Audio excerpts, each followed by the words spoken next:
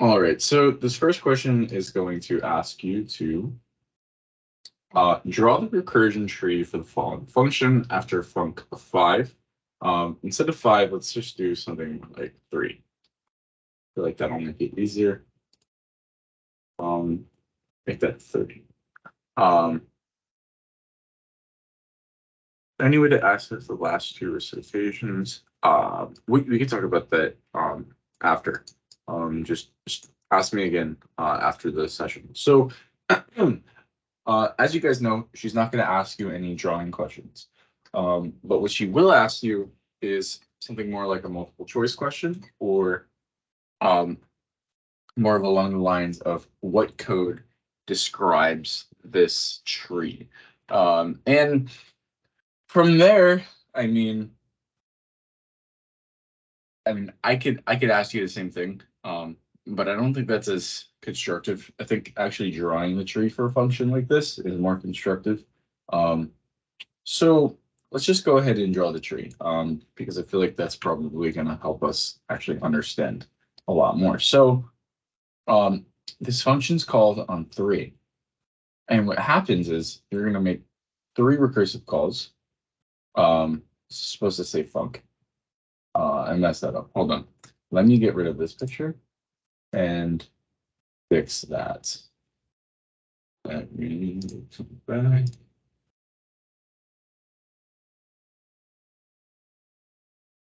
Okay, sweet.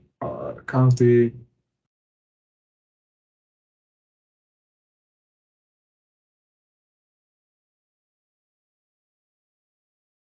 Okay, awesome. Move that over here.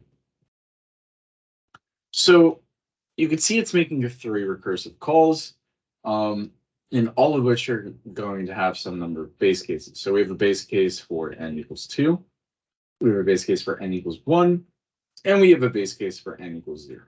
Okay, so when n equals 3, it doesn't match any of these cases. So what we can do is we can add a node for n equals 3. So let's do that.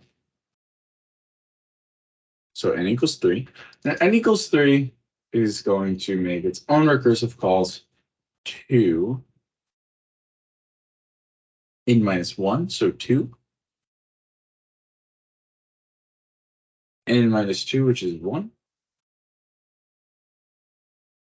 And n minus 3, which is 0. So we have 0, 1, and 2. Okay. I should have changed this to 4. We'll start with this one.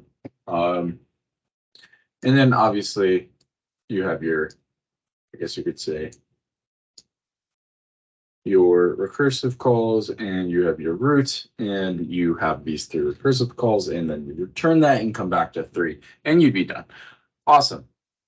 That doesn't really help because I didn't realize after giving this as 3 that 3 was the base case. I should have realized that. I'm silly. So let's change this up a little bit. Let's make it a little harder.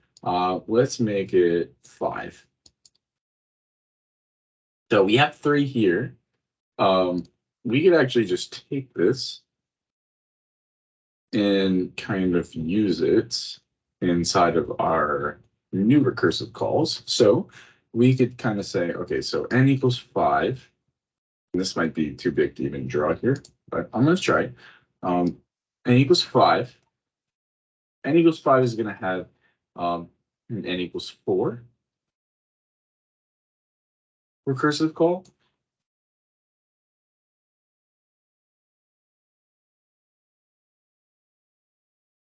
Or it's going to have a 3. You can kind of see that automatically. So what I'm going to do is I'm going to kind of copy this and put that there because I know that that's going to happen. And I'm going to copy this twice because I could also see that 5 is going to make a n minus 2 recursive call to 3. So we have 5 making an n minus 1 recursive call to 4. 4 is making an n minus 1 recursive call to 3. And then 5 is also going to make an n minus 2 recursive call to 3. and then n minus 3 recursive call to 2. So let's draw that. Let's put 2 here.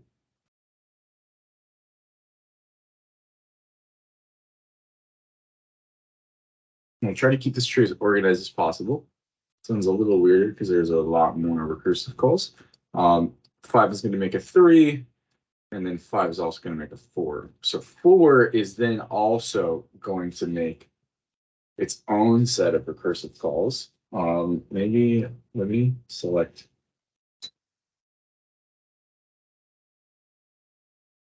Let me move all of this. Okay, sweet. Move that there. So we have the 3 recursive calls for that. We have the 3 recursive calls for that. So now let's create the 3 recursive calls for 4. So 4 is going to call 3, 2, and 1. So let's do that. So we have 3, 2, and 1. And those are all, these are both base cases, and this one already has its tree drawn. So let us finish this one. So 4 is going to call 3. 4 is going to call 2, and 4 is going to call. Is it going to call 1? It is going to call 1. Yes. All right, and those are all base cases as we saw here, except for this one, which is going to have its own set. But yeah, we kind of already covered that. And this is the whole tree for, I guess you could say, func of 5. What is this function doing? It's very similar to Fibonacci. It's just adding an n minus 3 call as well. Why do we need 3 base cases in this case? I feel like that would be. Yeah, okay, I'm just making sure I'm recording. I feel like that would be an interesting, let me add polls to this so I could actually collect attendance. That would be an interesting poll question. Why do we have 3 base cases here? Give me 1 second. Let me just create this poll. Why do we have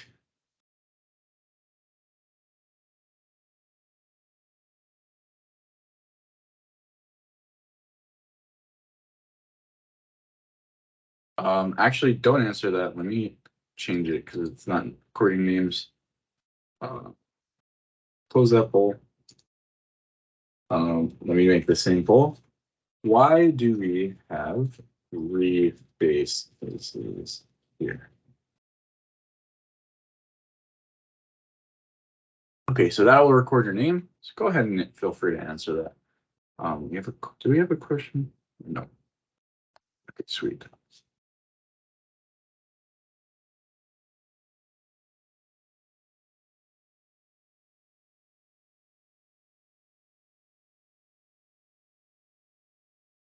I'll give you guys a couple more seconds to answer that.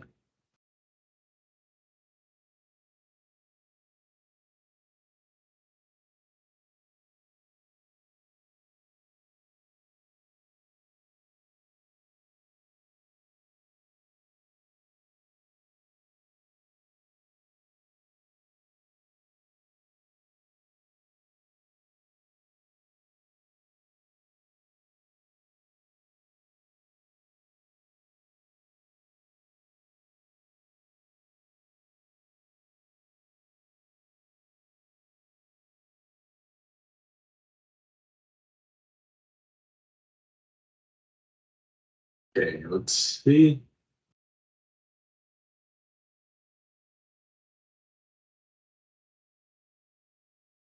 Mike Corsetti. I don't really know who that is. How do you respond on mobile? I'm having trouble responding. Oh, I wouldn't really know. Fibonacci sequences, try. Not sure. Cursive calls.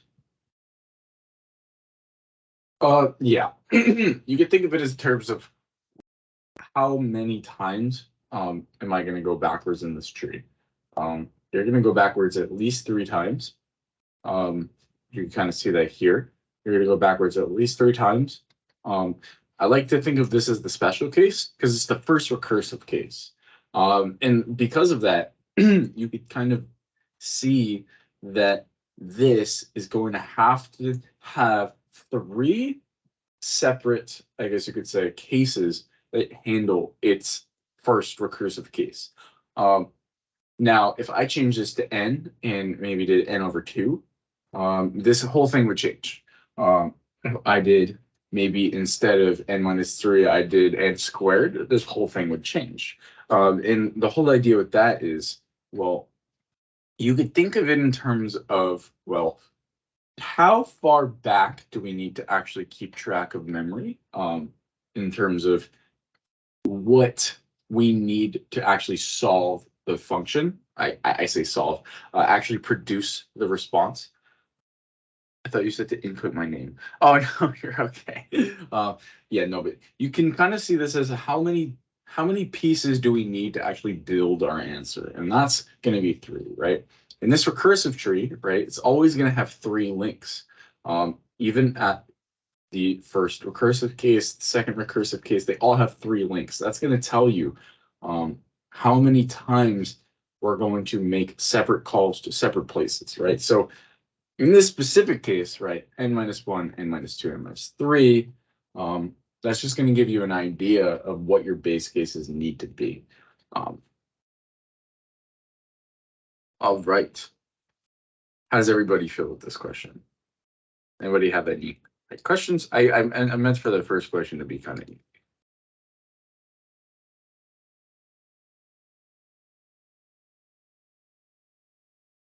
If anybody has questions, feel free to ask them now. Otherwise, we're going to move on to the next question. All right. So let's compare and contrast AVL trees and binary search trees. So I'm going to give you guys about 2 minutes to kind of come up with some ideas. And then we're going to start a word cloud to kind of compare and another word cloud to contrast. And then from there, we will fill this out. So take 2 minutes. Starting now.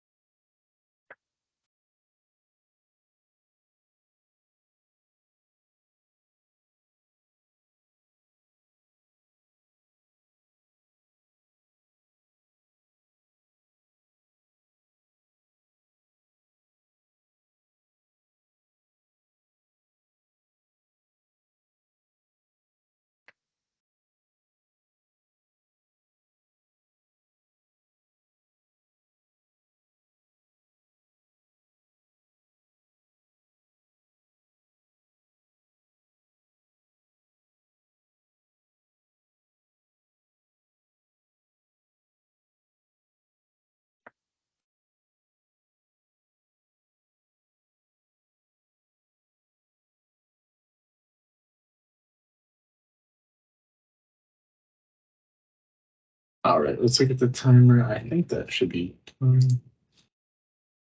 Yep. Okay, so let's start the poll. I'm going to send out the poll. So I'm going to send out two polls. The first poll is going to be comparing them. So what do they have in common? Let's do that. So new poll is going to be a word cause, also going to be for attendance. What do AVL and binary BSTs have in common? I'm going to send that out for about 30 seconds. And after that, I'll send out what's different about them. You just throw out ideas and then we'll create the answer together.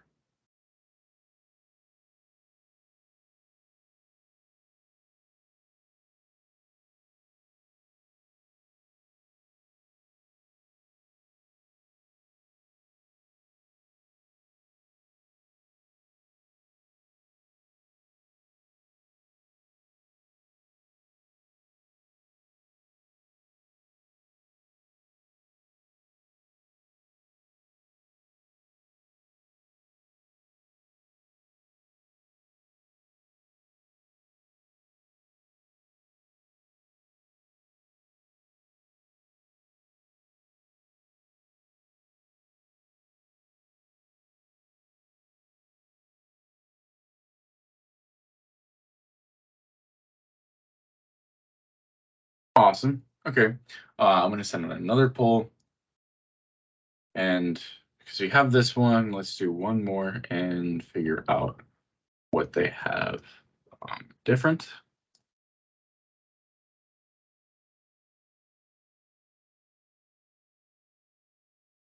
Being STs and AVL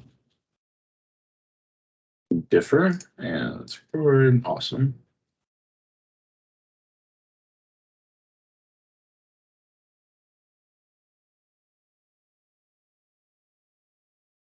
Remove fine.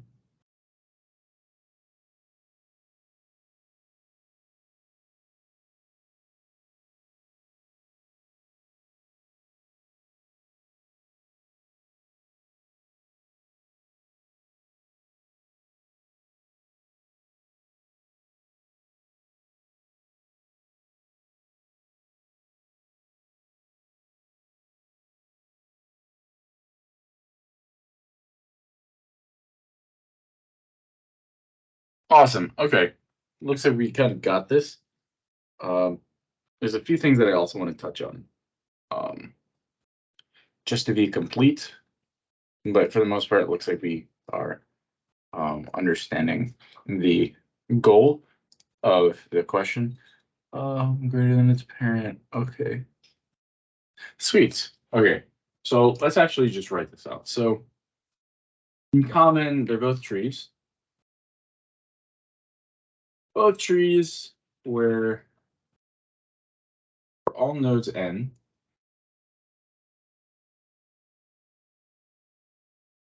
the subtree of root n to the left is less than n, and the subtree for all the subtree of roots n to the right are all greater than or equal to n.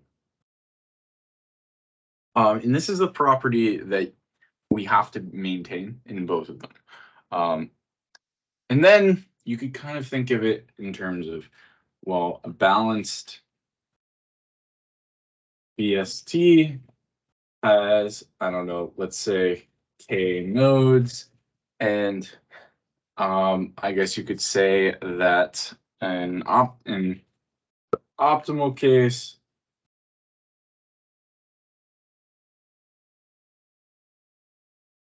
in the optimal case, the depth of tree is log of k. Now, this isn't always the case. This isn't always case. BSTs can become unbalanced, meaning their depth can become greater, so become depth greater than log of k, which I guess you could say, which changes the time complexity of many operations from log of n to O log of n to O of n. And then we could say AVL trees address this problem by, I guess you could say, by keeping all subtrees balanced within some threshold, and the threshold is usually 2. Not super important detail, but they keep all of the subtrees balanced within some threshold, and they do this by performing rotations.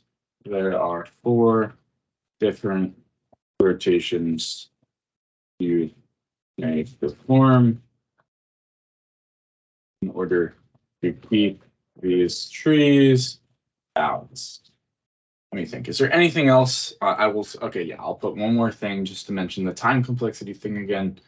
AVL trees, because AVL trees are by definition balanced, they maintain time complexity of O log n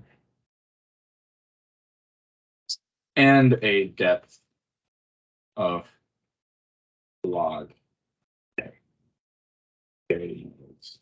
in the tree. This will get you full credit. There's really nothing else you could say about AVL trees and binary search trees that make them different. Obviously, they have the same operations. That's kind of given. But the main thing that I think she's going to try to get from you in this case is those time complexities. You have to realize that when you have a binary search tree and you allow it to become unbalanced, you're basically removing that promise of the log property from all of the operations. The log property is only there if the depth is approximately the same on both sides of the tree. And what I mean by that is if you're not maintaining the same depth on both sides, let's say one side is 5 and the other side has a depth of 10. Well, that other side is so unbalanced with the other that you're going to have basically, I would say n operations in order just to retrieve something from that left subtree. And that's going to ruin that nice logarithmic property that the balanced binary search tree tries to promise us. And how does that really play into AVL trees? Well, the AVL trees are keeping that balanced. So your number of nodes is going to be perfectly distributed to both sides for all subtrees. And because of that, you could automatically say that all of the distribution is going to be equally within the tree, and therefore the depth of the tree has to be logarithmic with respect to how many nodes are in the tree, and that is what makes it a log n. I could almost assure you she's going to ask you a question like this. Maybe I'm wrong. I don't really know at this point of what she's going to ask, just because now realizing that you guys are taking a test online, it's probably somewhat different than the exams that I took. I'm super curious. I'm going to launch a poll real quick just because I want to know. Let's do a poll. How many written questions does she have like this?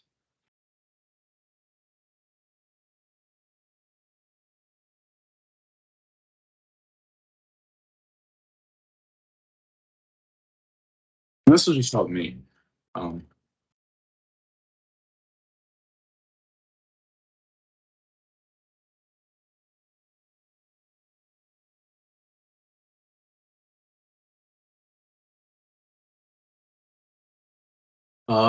Also, is she gonna have you guys draw trees? I was told last time that she wasn't doing that.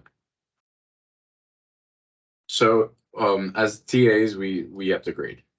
She never touches the exams.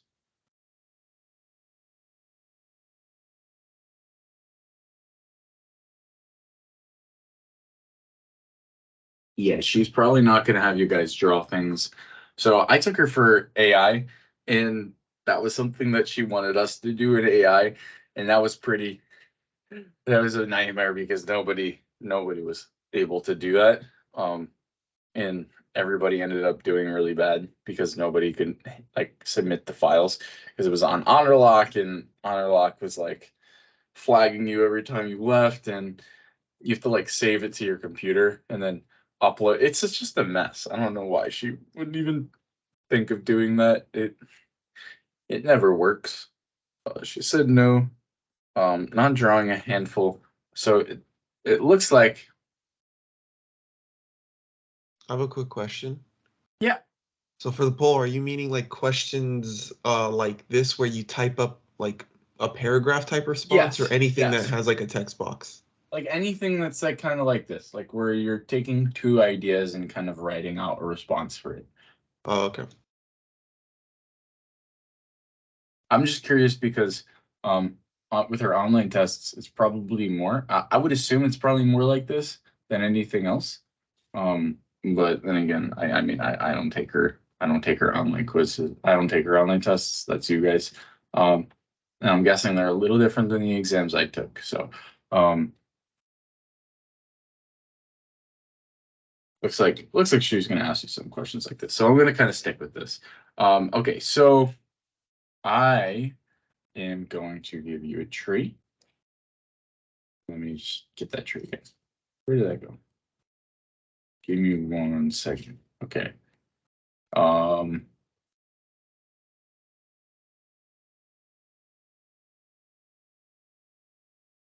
image. Okay.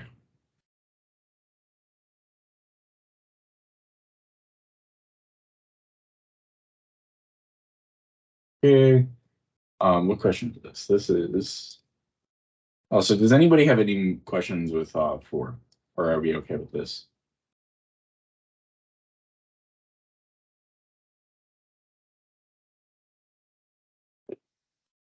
Awesome. Okay. Let's move on. So 5.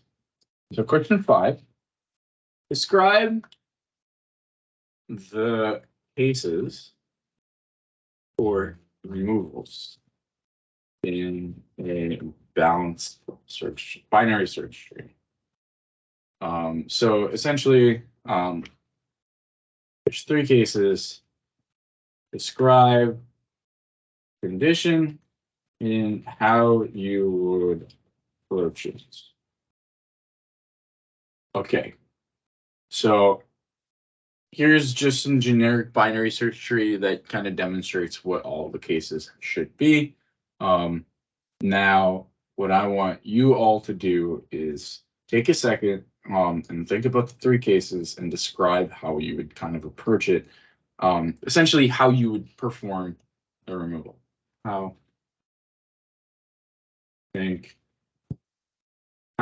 would you implement erase of node? Okay.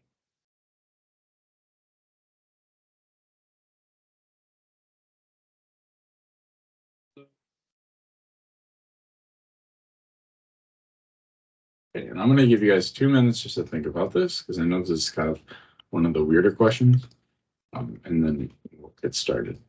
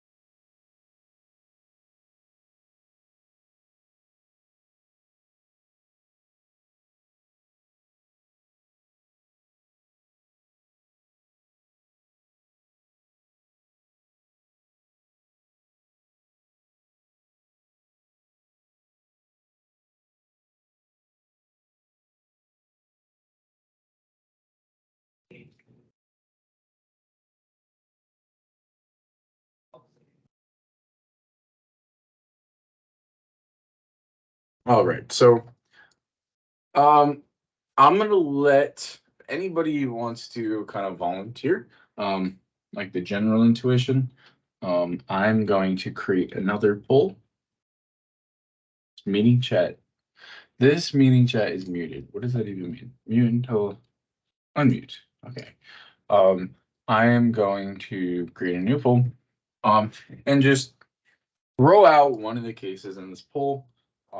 Obviously demonstrate what case it is in your response, but yeah, just throw like what you would like something to do with what you would have to do. So, case and what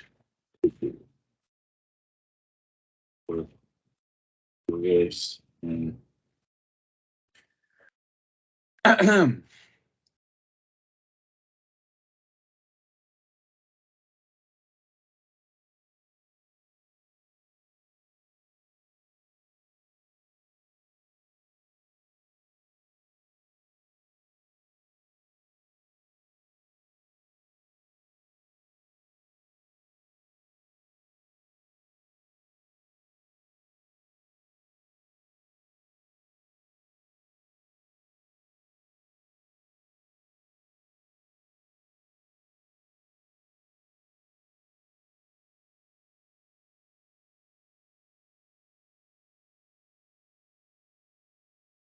in order traversal. I love it. Delete node. Nodes with 2 children. Sweet. Okay. Looks like we're kind of understanding how to do this. So let's get the 3 cases. So case 1, I'm just gonna say I'm gonna make this the easiest one. So case 1, I'm gonna say that's gonna be 58. So I'm gonna put in parentheses 58.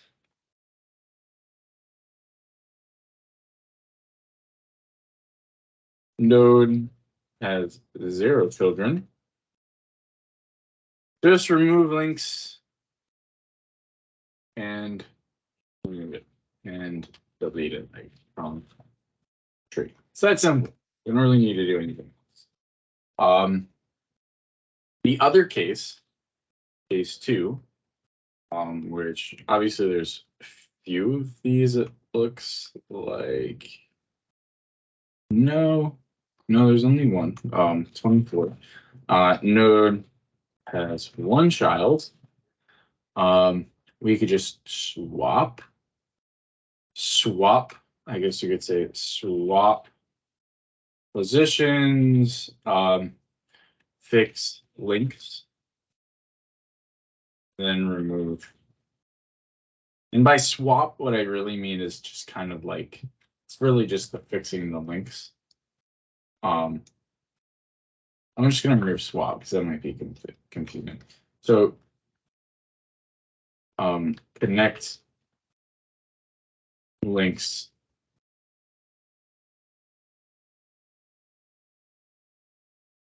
parents to child, then remove them. So essentially, what I'm really saying here is we have some link here, and that link then goes here. Instead of going here, it's going to go there on the same side, of course. And then we're going to remove this link. You're basically just going to take these links, remove them, and then kind of put this one in this one spot. And then you can remove this, because then the whole tree is maintained. Case 3, which would be 69. Node has 2 children. Okay, so in this case, it's a little more complicated, but I mean, obviously, it's nothing crazy. Notice 2 children, find either the max in the left subtree or the min in the right. I'm going to say min right subtree, swap with node, and then delete. So essentially, we're going to go all the way to the left. We're going to go to the left. No, we're going to go right and then all the way to the left as much as we can. Let's say there's like 30,000 things here. We're going to swap and then delete. I remember actually having to program this in another school, different data structures class. This was really fun to program because you kind of like really, it's a lot of practice with just, I guess you could say, data structures. I know she never really makes you do this. It's kind of sad because all these like fun little operations on the trees, they really kind of, they show you how the trees work and all those like little tiny behaviors. So if you have time, it's always cool to kind of go back and just implement these on your own. Just it's always a good way to kind of understand what you're doing. Also, what's the time complexity of this operation? Does anybody know? Let's get poll. Time complexity. What's time?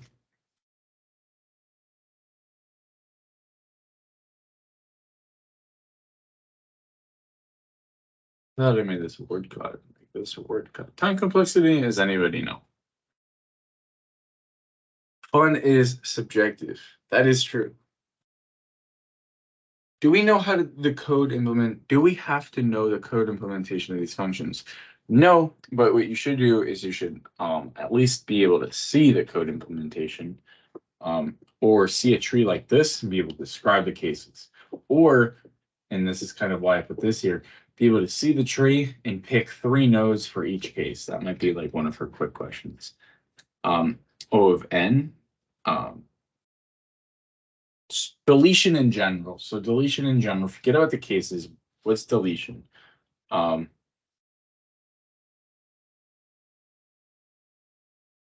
Assuming a balanced binary search tree.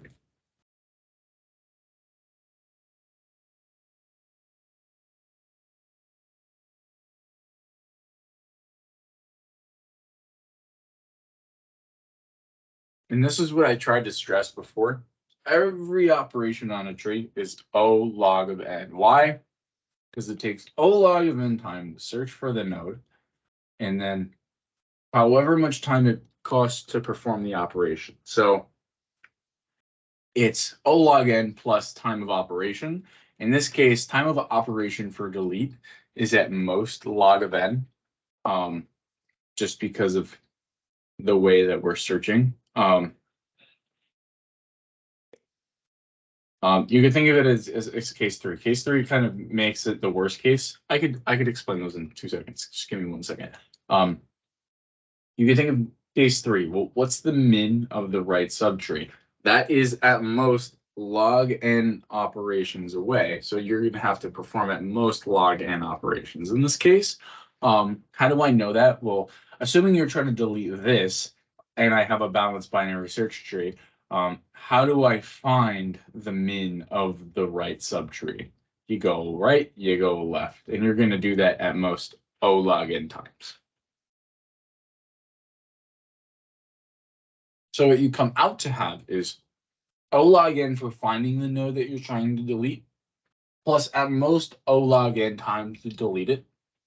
And you're just going to end up with 2 2 log n, which is just O log n.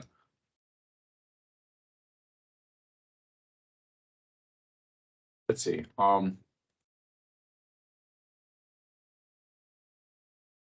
Yeah, I mean, I was looking at her slides. I don't know what she means. I'll be honest with you. I don't really know what she's saying in these slides. I just know that this is supposed to be a really simple function. I know she, for some reason, likes to kind of talk about things in terms of more confusing things. So I feel like this is just a little more confusing than it needs to be. It's really just as simple as these 3 cases. If a node has 0 children, you just remove it from the tree, right? You don't really need to do anything. If a node has 1 child, well, you just need to relink that child with the rest of the tree. It's as simple as that. It's simple as taking 32 and linking it to 40. And then if 2 children, well, then you're just going right in the subtree and then finding the min node, right? So if we were deleting 62, let's just show that. Assuming 62, right? You take 62, you go to 69, and then you go left as much as you can. And that's the no that you're putting here. And then you kind of just flip it, I guess you could say. So let's say you would, in this case, you would put 65 here. You'd remove this, you'd remove 65 from this tree because it's a leaf node. It's case one, has no node, it has no children because it's all the way to the left, if that makes sense. And then actually, no, it might have one child, at most one child. It might have one child, in which case you'd have to remove that. But then we take that and we put it in place of here, and then we could remove 62.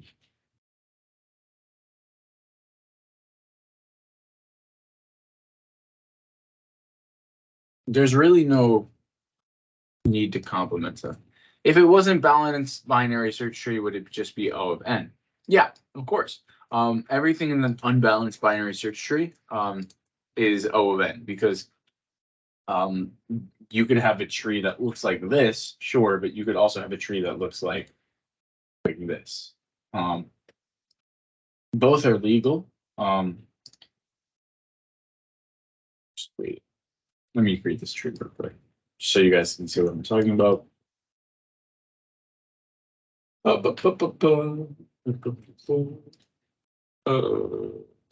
just create it down like this.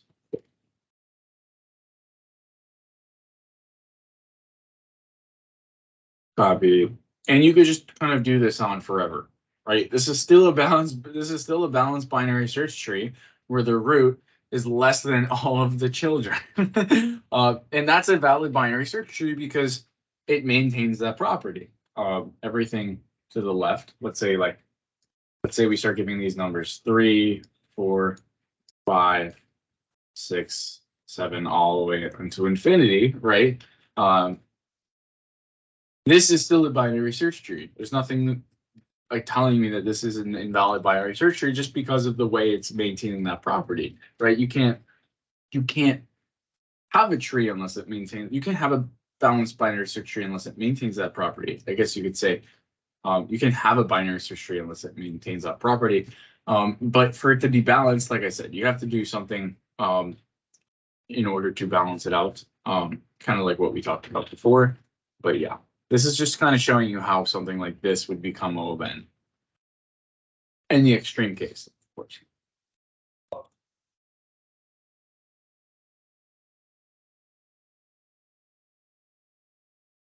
All right. I don't think I have any more questions. If anybody has questions and wants to put them in the chat, I'm going to stick around for another 10 minutes. I think what I can do is give another time complexity question. So give me 1 second. I'm gonna create one more question. This will be the last question of the day. And this will be a time complexity question. So analyze the following functions time complexity.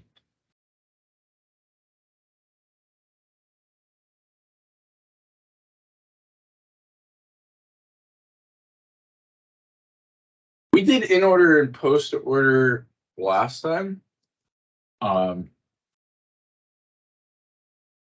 I don't want to go over things that we already did. We did in order and post order last time. We also did heap sort. So post order, we did a drawing a recursion tree.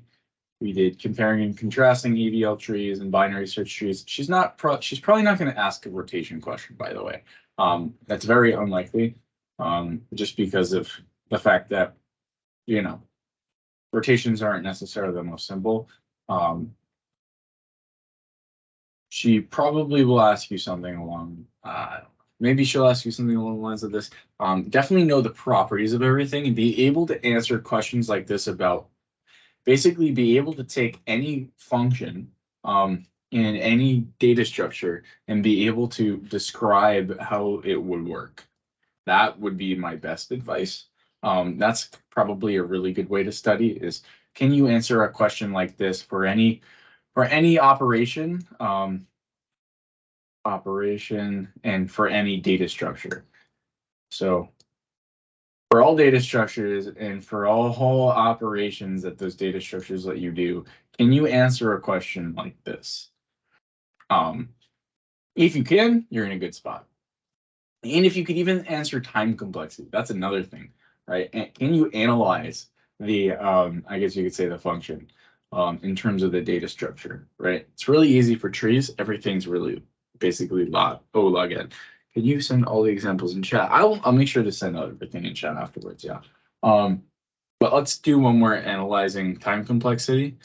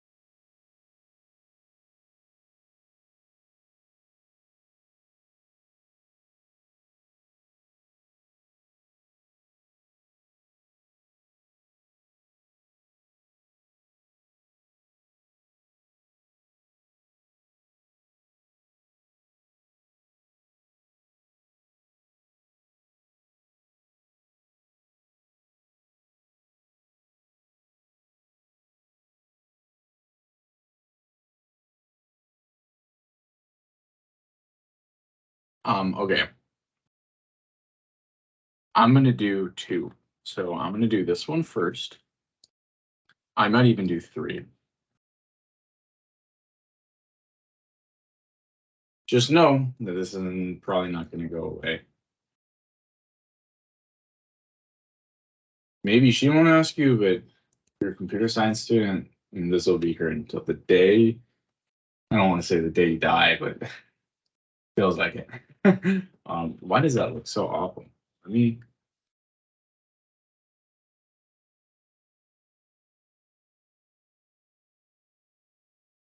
me crop it. How do I have no idea. Let me just select the code.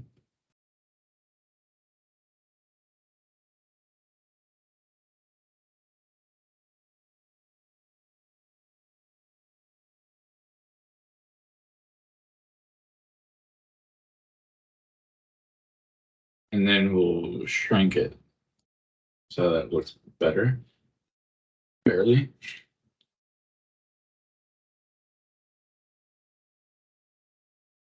Okay, so let's try to analyze this function. Hopefully we could all see it. I know it looks kind of janky because of the way it's copying in. I'm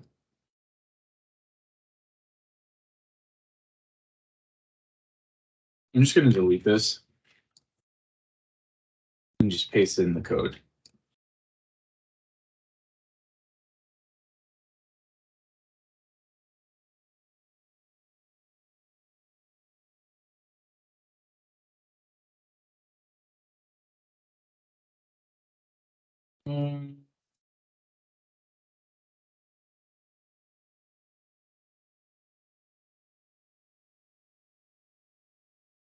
Awesome. Okay. So I'm just going to go ahead and analyze this. And I'm going to try to go slow so that everybody can follow along. Let's take this, take our magic red marker. So we have some array already. So this is given. And now we're just kind of taking n, obviously O1. I'm just going to put like a dot tick to indicate O1. O1. And then here we have some mystery time complexity. Going from I equals 0 to I is n minus 1. Okay. That kind of looks like this summation right here. So for n I equals 1, then we're gonna say swap 0 to false. That's obviously nothing really much. And then we're gonna say, okay, so for j equals 0, and then we're gonna say j is less than n minus I minus 1. what is that going up to? Let's actually analyze that real quick. So we have I kind of increasing like this, which means that n minus I is going to decrease like this, if that makes sense. So we're going to have I going up, up, up, up, up, up, up, all the way up to n. And then this is going to be j. So this is I. Let's just write that. And this is j. So j is going to start at n and go to 1. If that makes sense. So I'm still going to write that in terms of this. So I equals 1 up to n. I'm going to say j equals 1 up to n. Just to kind of see what's going on. But now we know what the loop is doing. This is the loop. This is kind of like the number of iterations. Number of iterations. Somebody said something. Of n squared. Well, why is it of n squared? Let's see. If array at index j is greater than array at j plus 1, we're going to swap them. So we're going to go all the way down and kind of start each increment. So here, and then we're going to go all the way down, and then here, all the way down. So if anything's out of order, we're going to swap them. Okay. Well, this is the bubble sort algorithm. How many times does this run? Well, it's going to run one time, which is going to become n because of this loop, and then n, a summation over I plus 1, all the way up to n is obviously going to be, I think this might actually, is this become j? No, that's going to become n. But this summation right here is also going to become n squared. So we're going to do n times. So that becomes n squared, which means that this must be O of n squared. This one was meant to be somewhat easy. Let's do one more function.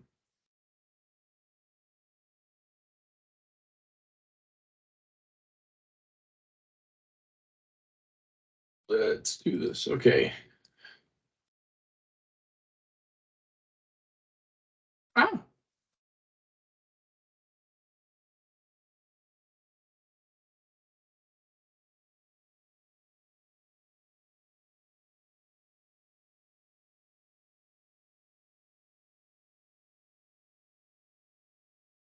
Why am I going over time complexity on your data structures 2 exam? I'll tell you this. I know nobody asked that, but I'll tell you that she's gonna have it on there. No doubt in my mind. She's gonna ask you more questions about time complexity. She was asking us time complexity questions in AI. She was asking us time complexity questions on the final. She was asking time complexity questions on exam 3. She was asking time complexity questions everywhere. She loves time complexity. Why? Okay, that works.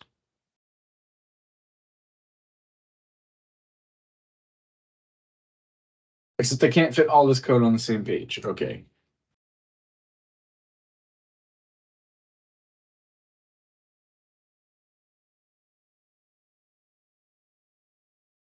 Yeah, she's definitely going to have some time complexity questions.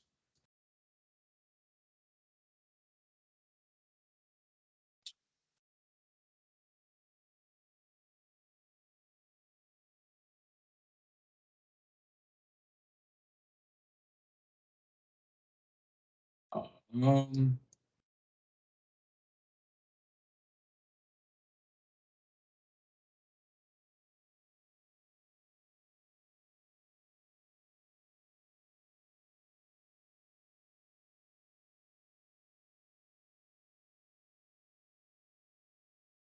this one looks cool.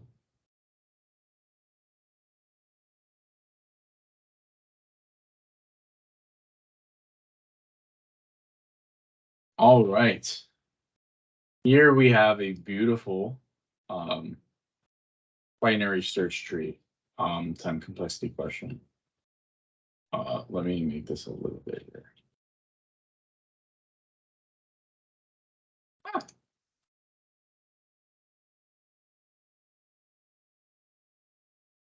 Okay, perfect. So this is called find the least common ancestor. What is it? Essentially, you're trying to find the lowest point where both of the nodes are, I guess you could say, in the same subtree. And what I mean by that is you're trying to find the smallest point in the list. Let me just make sure I copy this correctly.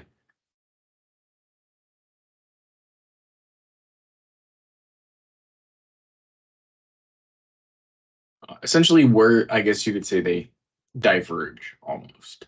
And that what I'm trying to get at is this. So what is this function really saying? Okay. Oh, what just happened? Why did that happen? Let me recopy this.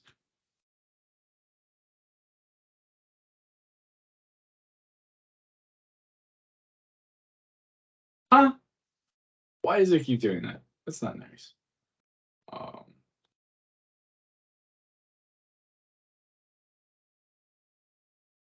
Let me try doing this one more time.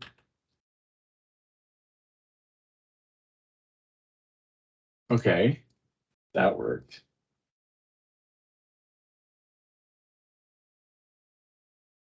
Okay.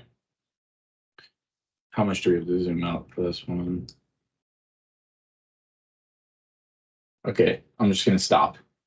Trying to fix this. Let's just do it. So what this is saying is if you have a node, let's just say you have a binary search tree, assume that there's common nodes. Let's say you have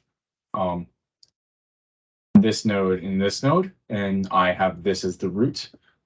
It's going to return this because it's the first node where both diverge, if that makes sense.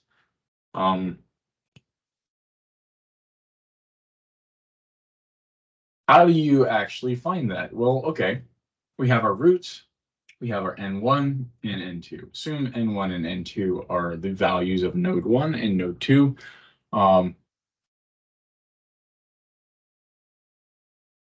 Let's analyze this function. Okay, so if root is equal to null, return null.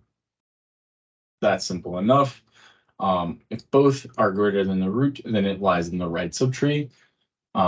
So recursive call to right. So I guess you could kind of draw this as a returning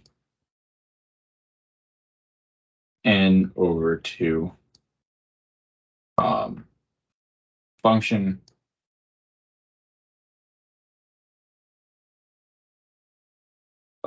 Same thing here, return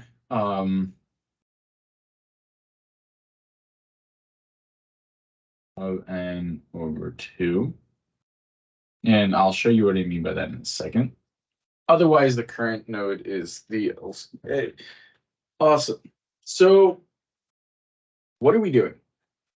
We're basically going to one of the subtrees with n over 2 nodes and trying to do this comparison and match them with roots. So we're trying to find one where n1 is in one subtree and n2. So n1 and n2. And each time we do this, right, we're going to have some root that is either going to either be the root or we're going to separate this into an n over 2 subtree, right? Because this subtree,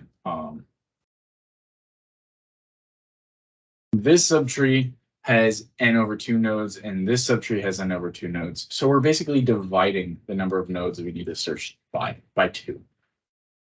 What's the time complexity of something like this? I'm going to do one more poll.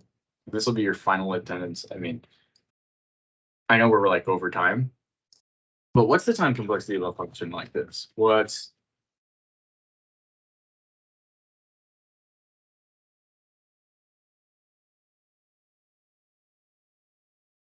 assume BBSD.